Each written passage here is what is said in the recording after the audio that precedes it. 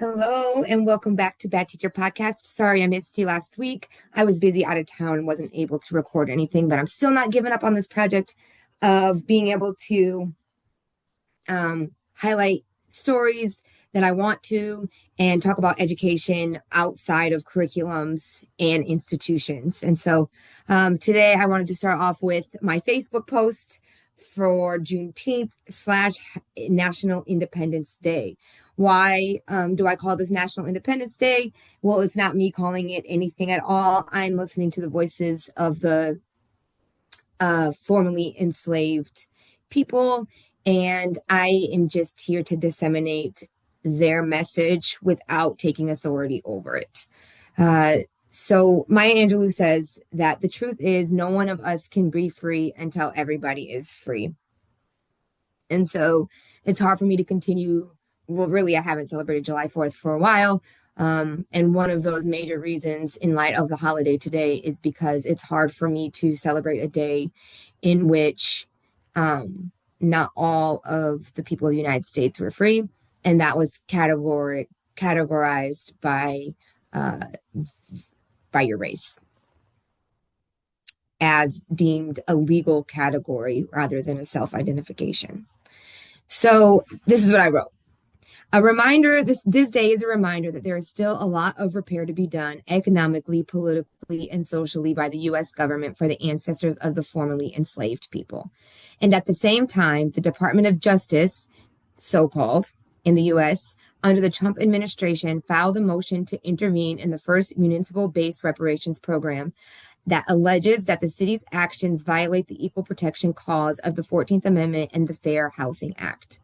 The Supreme Court has repeatedly affirmed that government actions classifying citizens by race are presumptively unconstitutional, said U.S. Attorney Andrew S. Boutte for the Northern District of Illinois. Likewise, recently the U.S. Supreme Court has dismantled the Voting Rights Act of 1965. A local police officer in Senatobia, Minnesota, shot and killed a 1-year-old Black infant child, and a jury that had no representation of the defendant and that representation was actively suppressed by both counsels convicted a Black child to 35 years in a cage. As per usual, this weaponizes the law and the fight of Black and brown people for their civil rights that effectively voids their civil rights to reparations for having been materially affected by the vile social and economic construct of racism and chattel slavery. This is a reminder that while the enslavers got reparations, for example, $300 per enslaved person in the District of Columbia or DC, the enslaved only were offered $100 if they moved out of the country and by and large did not receive the promised 40 acres and a mule, nor many other future social safety net benefits propagated by things like the New Deal, GI Bill of Rights, affirmative action, etc. This is a reminder that while the Emancipation Proclamation had been pronounced 2 years prior to June 19th, 1865, and slavery had been abolished in other states only by war, it still took Union soldiers, mostly Black, to march into Texas and ensure through militaristic force that slavery had materially, economically, socially, and politically ended. General Gordon Granger, as the story goes, proclaimed or read Proclamation Number 3 in Galveston, Texas, stating, "The people of Texas are informed that in accordance with a proclamation from the Executive of the United States, all slaves are free. This involves an absolute equality of personal rights and rights of property between former masters and slaves, and the connection heretofore existing between them becomes that between employer and hired labor. The freedmen are advised to remain quietly at their present homes and work for wages. They informed that they will not be allowed to collect at military posts and that they will not be supported in idleness either there or elsewhere. And while we still have a long way to go and we understand the fight it requires to change powerful systems, we must keep listening to those most affected by race and racism. We must keep reading and learning, and we must be willing to sacrifice. So redress historical wrongs, federal reparations for those families who were enslaved in the U.S. There's plenty of records. When? Now.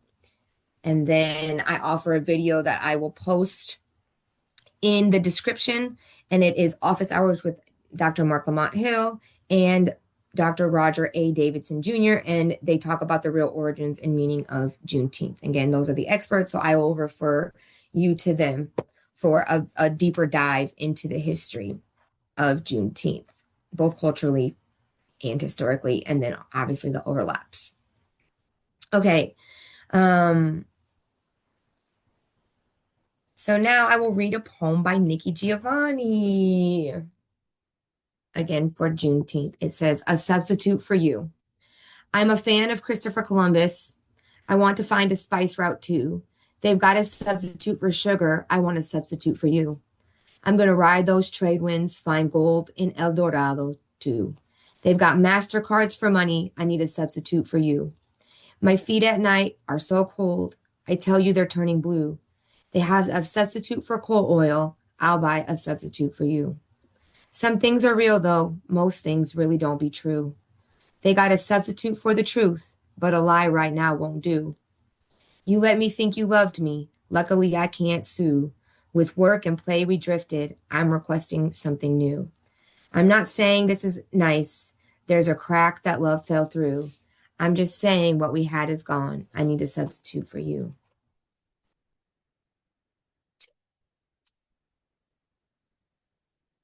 And again, we got a whole book of Nikki Giovanni. I just wanted to read one, and I wish I wish she was reading it. Of course, rest in heaven, Nikki Giovanni. And we'll keep reading her poems. I also, for this holiday, wanted to put you guys onto a business. And I'll share my screen real quick. You guys will bear with me, please, with the share screen thing. I am not trying to embed videos anymore because it's too much work for me. And so I'll try that again later on. But for today, I'm just going to do it this way. So here is the website. It's Steps by Keisha, and it's songs to enhance people signing. She has a whole bunch of stuff. Check out the t-shirts. She does summer camps. She does library read alouds with ASL and other types of engagement with the community. And so check that out. I also wanted to show you her work. One example of her work. You guys can find out more on YouTube or on her website.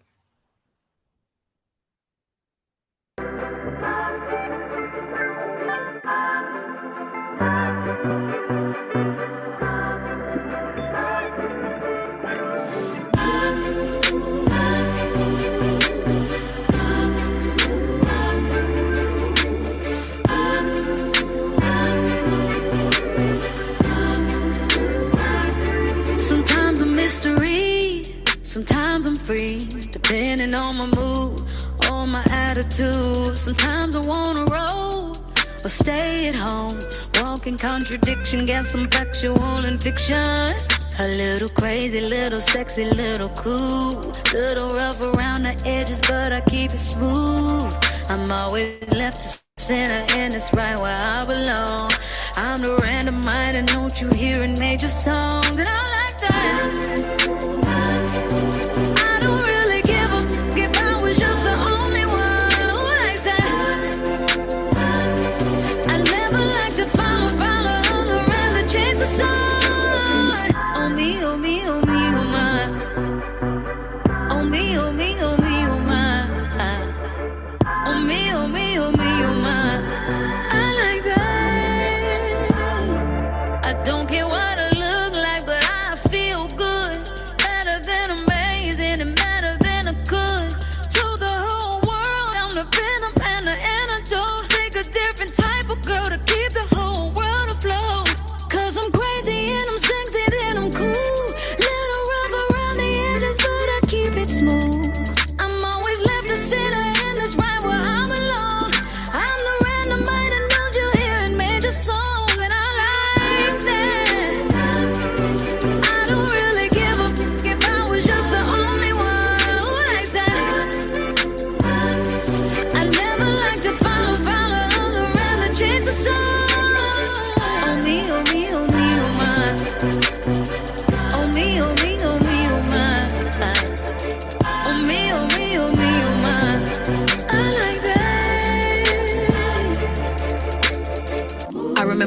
called me weird. We was in math class, third row. I was sitting by you.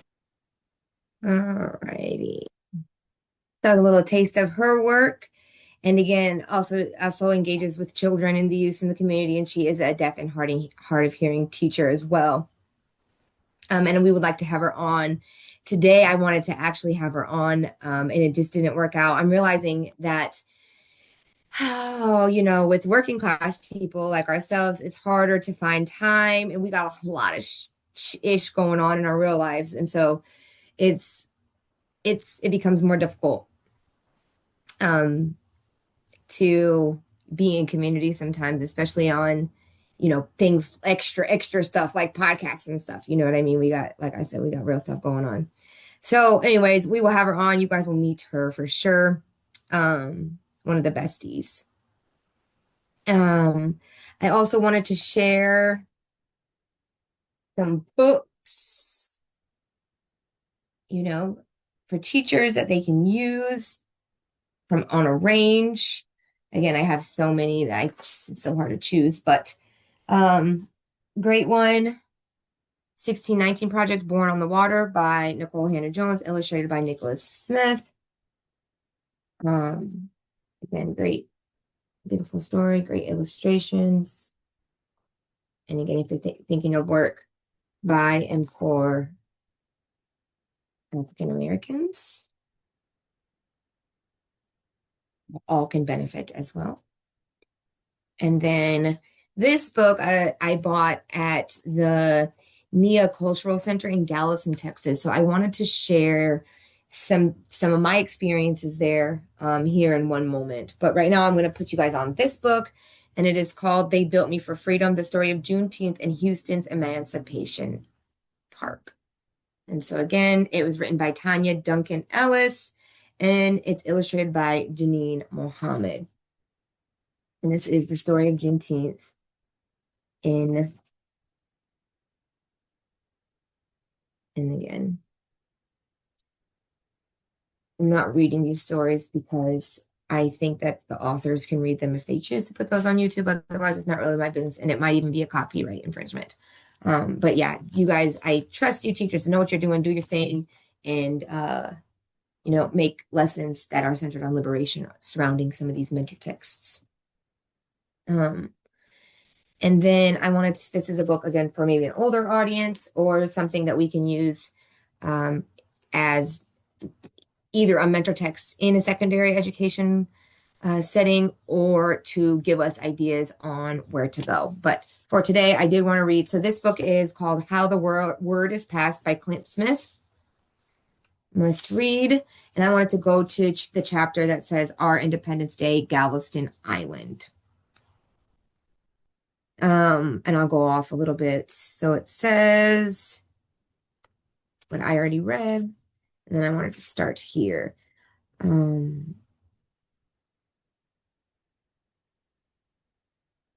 It says on 174, all slaves are free. This is at a commemoration later on for the day of Juneteenth in Galveston, Texas. All slaves are free. The four were circled the room like birds that had been separated from their flock. I watched people's faces as Stephen said these words. Some closed their eyes. Some were physically shaking.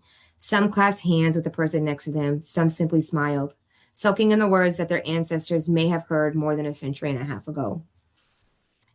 And this is rereading the proclamation number 3 that I read in the beginning of this episode.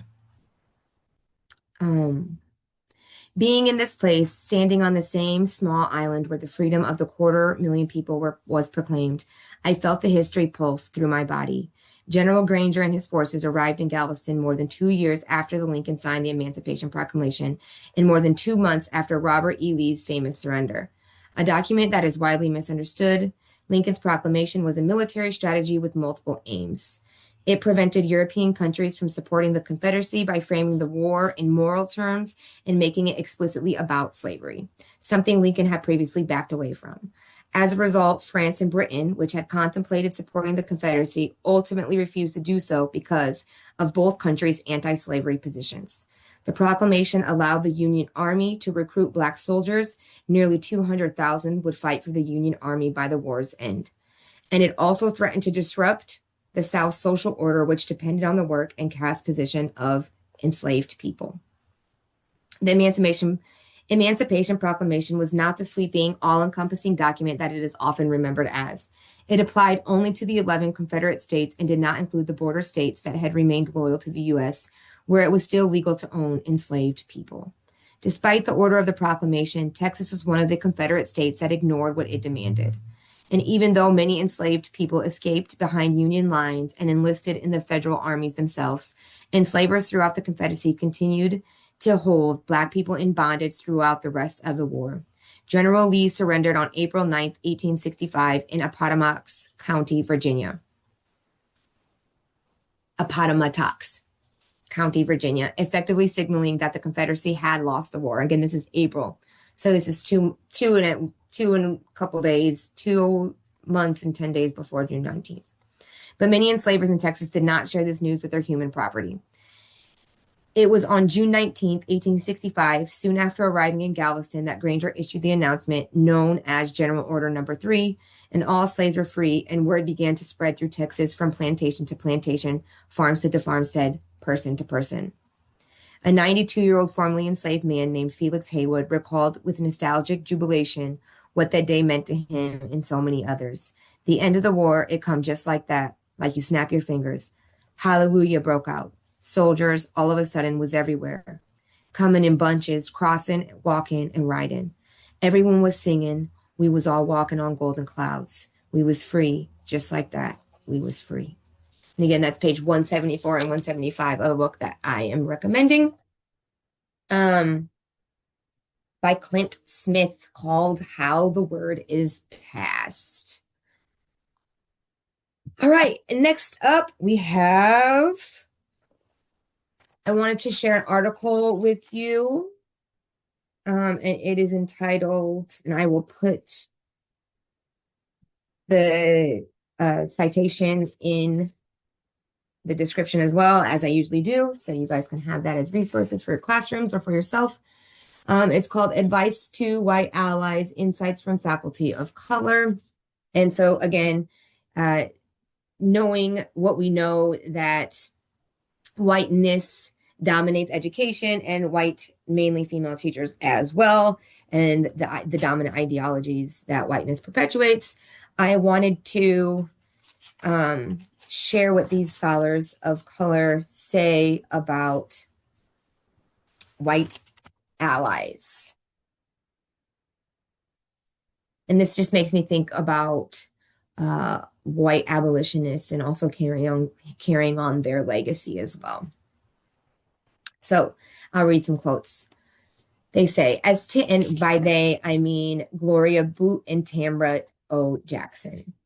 They say, as Tim Wise in 2002 notes in one of his presentations, people of color are often better at addressing these issues because, like anything else, the more you do it, the more astute you are likely to become.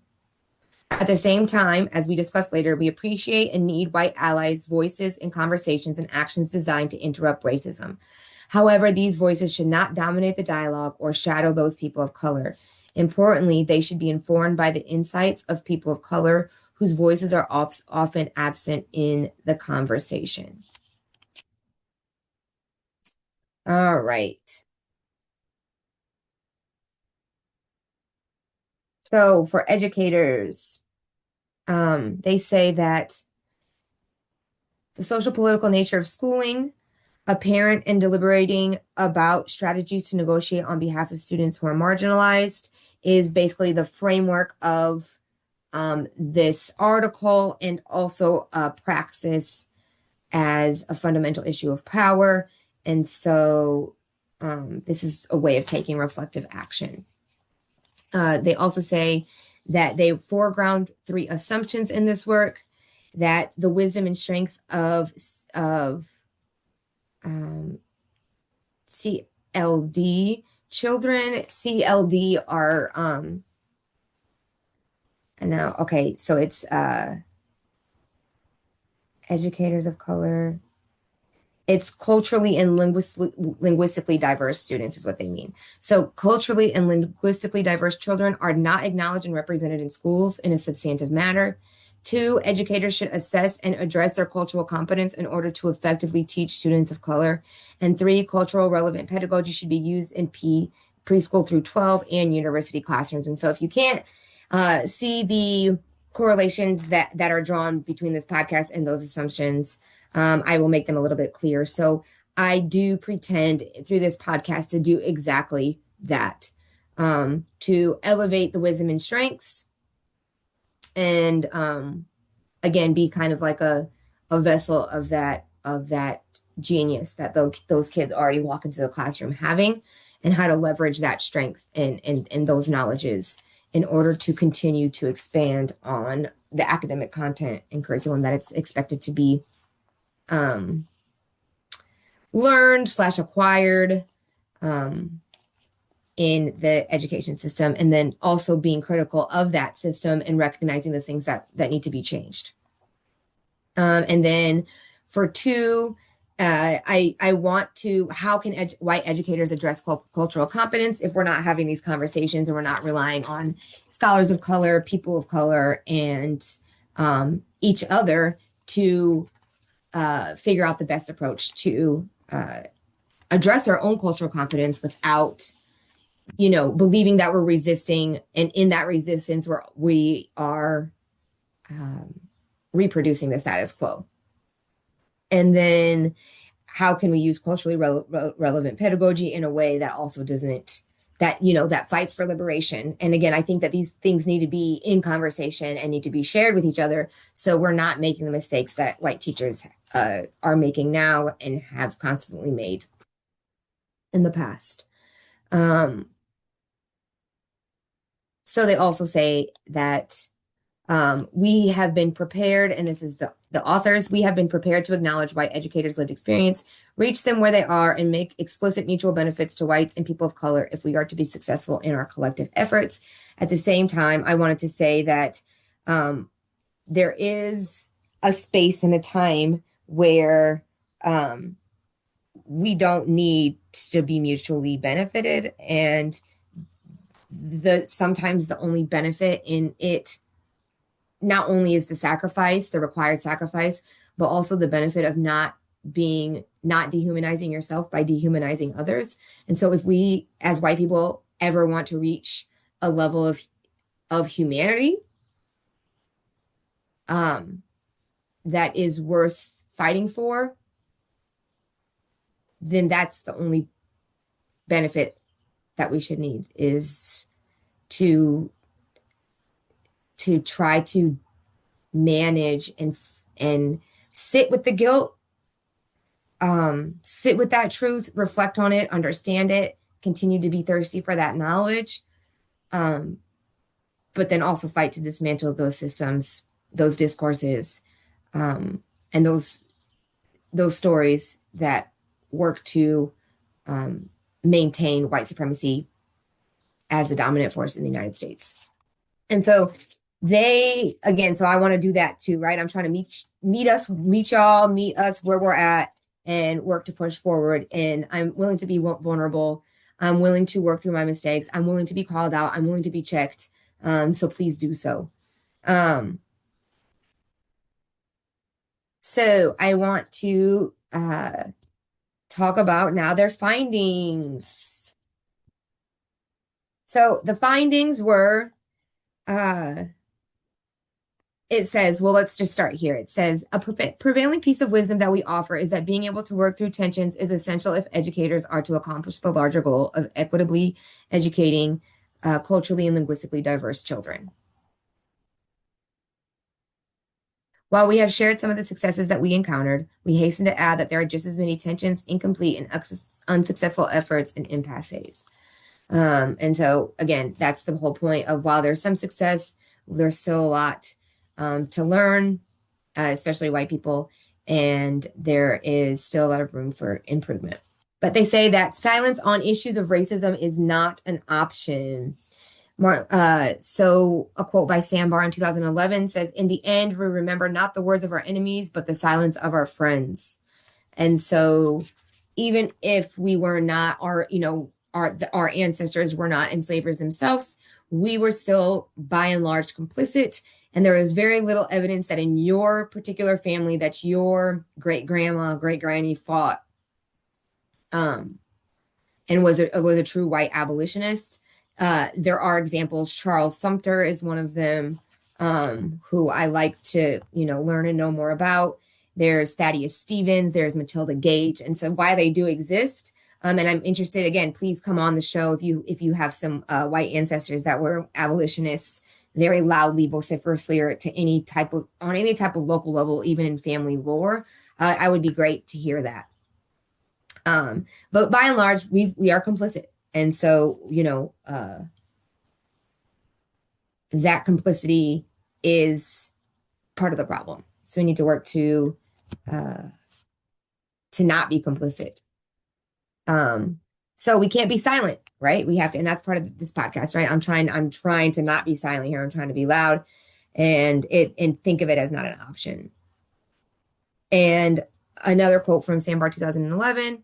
Well, one, I say that's where the article came from, but Martin Luther King Jr. said the one about, we remember not the words of our enemies, but the silence of our friends. And then Edwin Burke said, the only thing necessary for evil to flourish is for good men to do nothing. Okay. So, the point is, this is what the authors say, which is Boutte and Jackson. The point is that the decision to remain silent or not should be a deliberate choice rather than one in which the ally feels disempowered and loses his or her sense of agency. In order to be effective, a level of political astuteness will need to be developed. Otherwise, allies are inadvertently complicit in continuing the cycle of racism in schools and the academy. And again, my answer to that is why the framework of this podcast is a socialist/Marxist framework, because I believe that is one of the only ways to work outside of the capitalist system that has continued to codify different forms of marginalization against Black and brown people. The number two finding was to become familiar with academic literature on the topic. Claiming seemingly perpetual naivete is not an option for allies.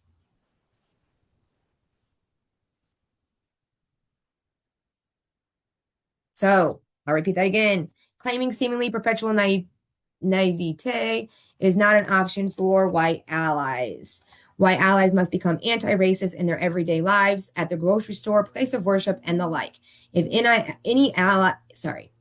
an ally is not used to interrupting racism outside of professional settings, it is unlikely that she or he will begin to do so during the academic meetings. So again, it's not only about doing it as a career, right? This is a lifestyle, and this is everywhere you go with whoever you encounter. And don't let shit slide. Number 3, understand how racism is codified in policies and practices and how injustice is normalized in schools and universities. And so that is why I share all the texts with you. And that is why, like the other day when I shared House File 802, which we're going to have a whole episode, we're going to go over the anti-CRT policies and really ask, why when people hear critical race theory, do they not even know what that is or what it's used for, but they hear the word race, or white people hear the word Black or hear the word white and they instantly get offended without even listening to the message. And so we need to work to understand, and this is work. That's why I say we need to work. We need to read the policies, we need to understand them, and we need to disseminate that knowledge to other white allies or white people. The youth, I think, is a great place to go. And if equity is to be achieved, care must be taken to involve people of color or allies in decision-making process. So we need to make sure that we're not making decisions and saying, oh, well, this is in your best interest, because that's racist to do, no matter what type of title we thought we had.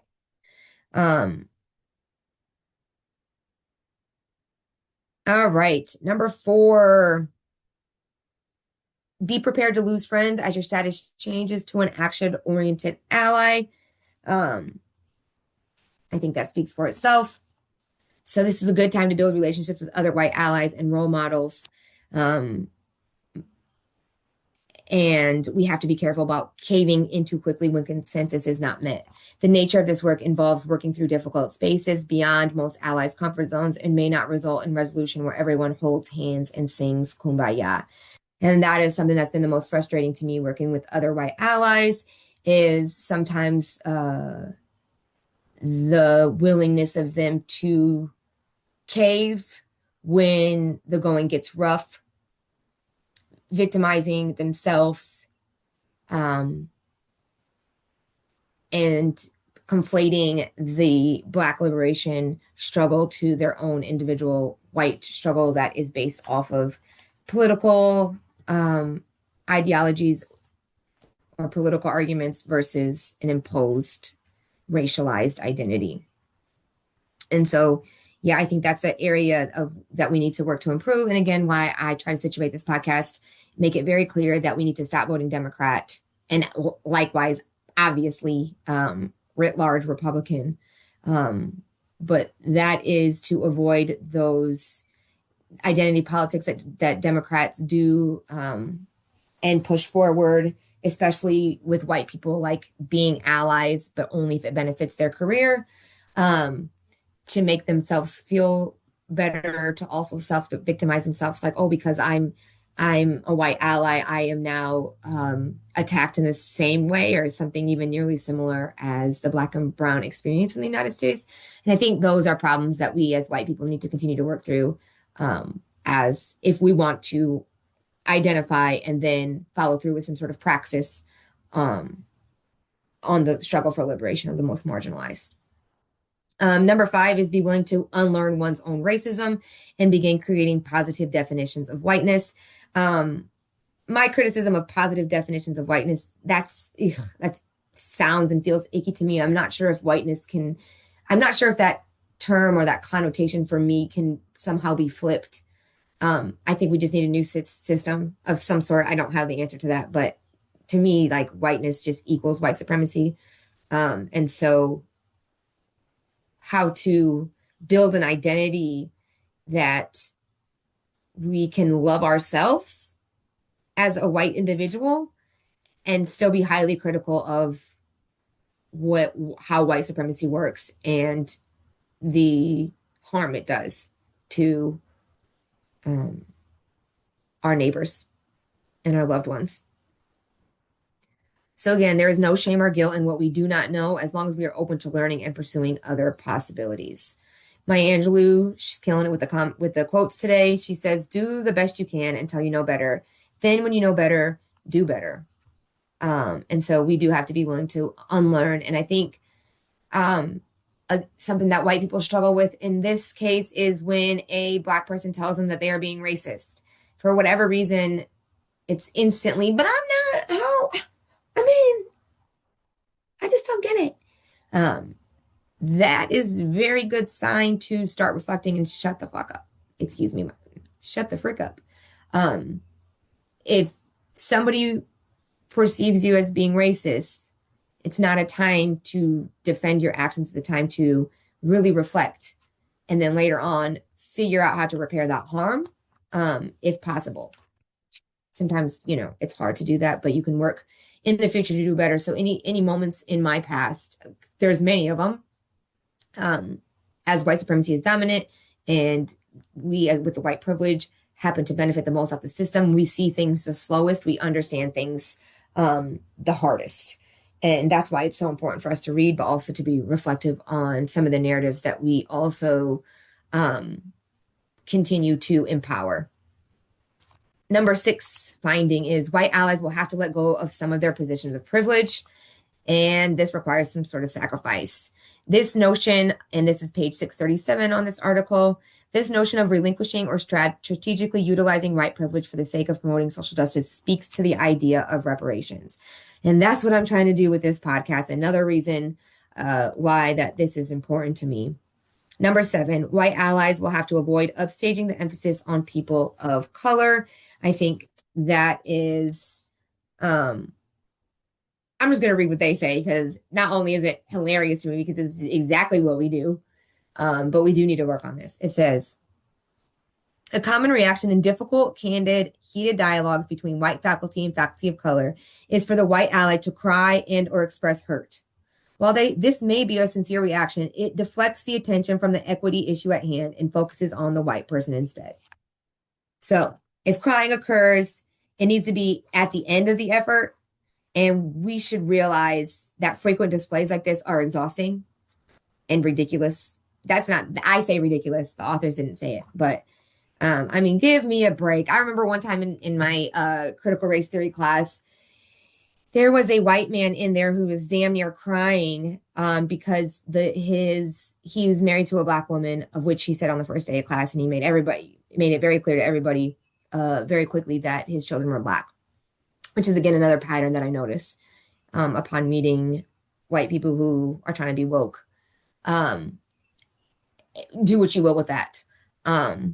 But he's in here crying during a chapter about rape and white enslavers getting away with rape, and then during Jim Crow, white people in general just getting away with rape through legal systems of black women and children.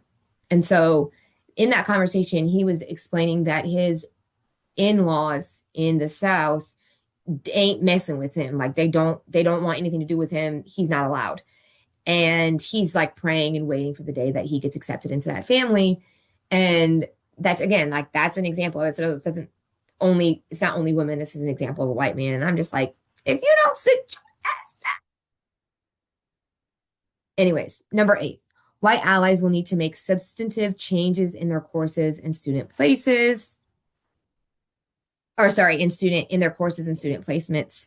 And so this is something that I've been trying to do as well in my curriculum is we need to rethink our curriculum. That's why I'm offering all types of different resources. And I want us to share each other's resources. And how are we doing that? How are we making these substantive changes?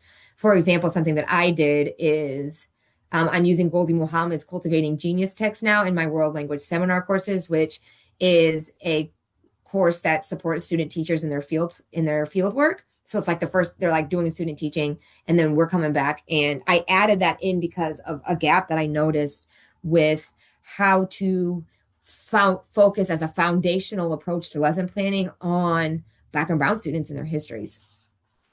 And again, it just benefits all writ large. Number 9, faculty of color are not infallible. And it says that no race has a corner on virtue or vice. So romanticizing faculty of color may inadvertently cloud variations between people of color. There's various points of development. And again, and so we can't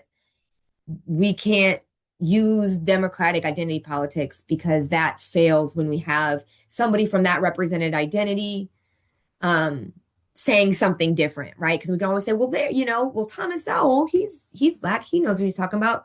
Or when somebody says, as a marginalized person, and then they say, we believe in oligarchic billionaires. Again, we need to really be thinking about what the message is and what that discourse does to the most marginalized in a very material, consequential way. And so Douglas says, to end, those who profess to favor freedom and yet deprecate agitation are men and women who want crops without plowing up the ground. They want rain without thunder and lightning. They want the ocean without the awful roar of its many waters. This struggle may be a moral one, or it may be a physical one, or it may be both moral and physical, but it must be a struggle. Power concedes nothing without demand. It never did, and it never will.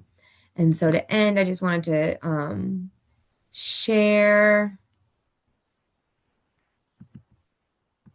This is going to take a little second. My bad. Ignore. To share these with you guys. All righty. So this is the mural that they have up in Galveston, Texas to commemorate Juneteenth. And each of these little circles are interactive and they share what this means, what the little piece of art means. Here is the flag. It represents the official abolishment of slavery. Some artwork. So again, this is from the Nia Cultural Center, which I'll pull up here in a second. This is Jack Johnson. He was a boxer, famous boxer from Galveston, Texas. So he was all up in this museum. I learned about him. I learned that the derogatory term for monkey wrench was because he invented the monkey wrench. And so we need to not call it the monkey wrench. That's disgusting, actually, and dehumanizing. It is the Jack Johnson wrench. And he died, again, due to a racist system in a car accident, I believe. And again, we can fact check this, but the hospital that serviced African Americans was too far away, and he was not taken care of medically in time. So he died at a very young age. Here is, if you could zoom in on this a little bit better. This is enslaved people that were purchased by Robert and David C. Mills. This is a list. If again, I'm not going to zoom in now, but the list of well, actually, I kind of do want to, though. How do I zoom, y'all? Not.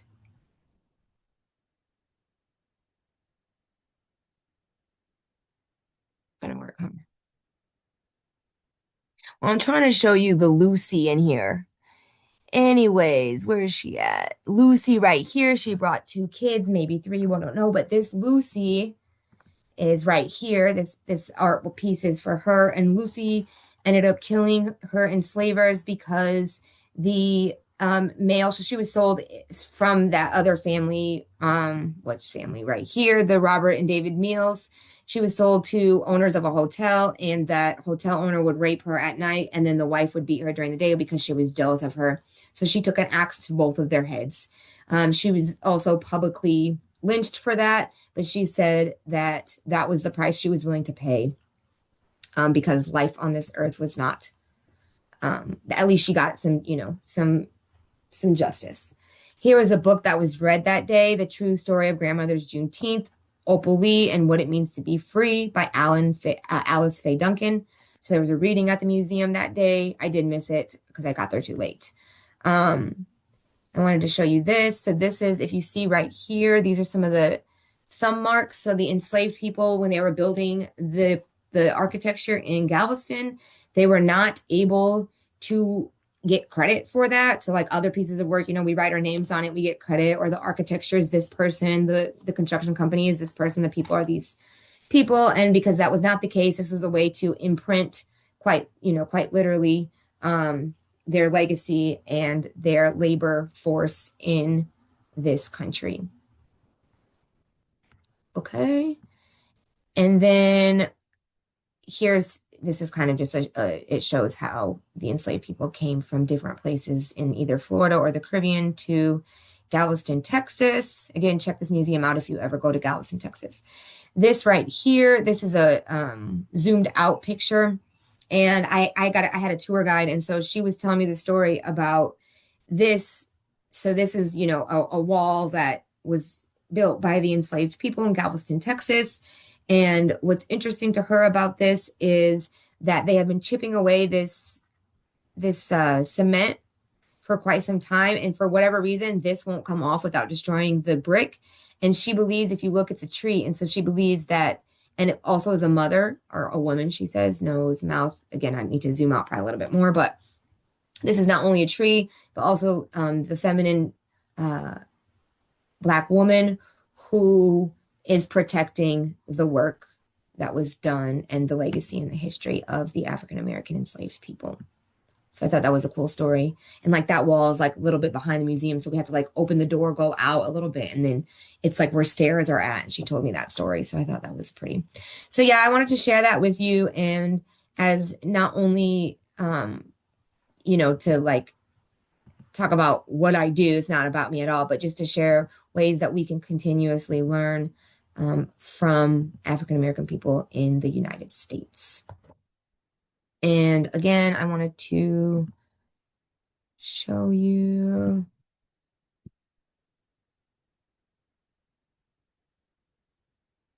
So here it is. It's pretty interesting.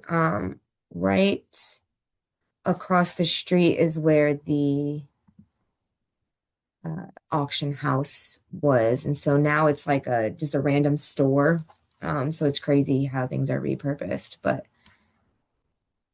So there's stuff going on here, events, and you guys can check that out. So yeah, anyways, that is what I wanted to share for today.